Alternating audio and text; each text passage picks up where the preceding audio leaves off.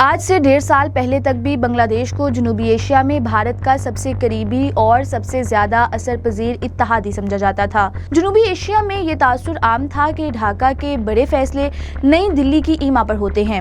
سفارتکاری ہو، معیشت ہو یا علاقائی سیکیورٹی، بنگلہ دیش اکثر بھارتی پالیسی پر چلتا دکھائی دیتا تھا۔ پھر بنگلہ دیش میں انقلاب نے کروٹ لی، عوامی دباؤ، سیاسی بغاوت اور حکومتی تبدیلی نے ملک کے اندر طاقت کا توازن تبدیل کیا۔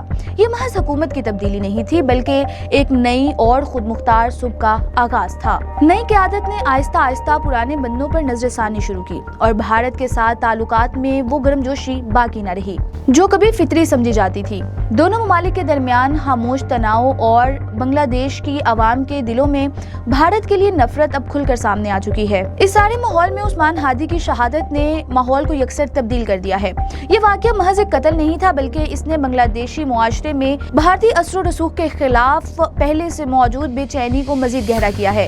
عوامی سطح پر یہ احساس مضبوط ہونے لگا ہے کہ ملک کی خود مختاری اور فیصلے بیرونی دباؤ سے آزاد ہونے چاہیے۔ بھارت بھی اس معاملے میں پیچھے نہ رہا بلکہ ہمیشہ کی طرح کھیلوں کو سیاست میں لے آیا۔ بھارتی سیاسی دباؤ کے نتیجے میں بنگلہ دیش کے سٹار فاسٹ بولر مستفیض الرحمان کو IPL سے باہر کر دیا گیا، جنہیں 9 کروڑ روپے کے عوض شاہ رخ خان کی ٹیم کلکتہ نائٹ رائڈرز نے خریدا تھا۔ یہ واقعہ در حقیقت بدلتے سفارتی تعلقات کی ایک واضح علامت بن چکا ہے اور پھر وہ فیصلہ آیا جس نے جنوبی ایشیا کو چونکا دیا، بنگلہ دیش کا بھارت میں ورلڈ کپ کھیلنے سے انکار۔ یہ اعلان صرف کرکٹ سے متعلق نہیں تھا بلکہ ایک سیاسی اور سفارتی پیغام تھا کہ بنگلہ دیش اب خود کو ایک آزاد اور خود مختار ریاست کے طور پر پیش کرنا چاہتا ہے۔ جنوبی ایشیا میں طاقت کے پرانے فارمولے بدل رہے ہیں۔ بنگلہ دیش اب صرف کسی کے سائے میں چلنے والا ملک نہیں رہا بلکہ اپنی سمت کا تعین خود کر رہا ہے۔ یہ کہانی صرف سیاست یا کرکٹ تک نہیں بلکہ یہ ایک قوم کی نئی شناخت کی تلاش کی کہانی ہے اور یہ کہانی اندرا گاندھی کے اس تاریخی جملے کا منہ توڑ جواب ہے کہ نظریہ پاکستان کو خلیج بنگال میں ڈبویا نہیں جا سکتا۔ یہ نظریہ قوموں اور سرحدوں سے کہیں بالاتر ہے۔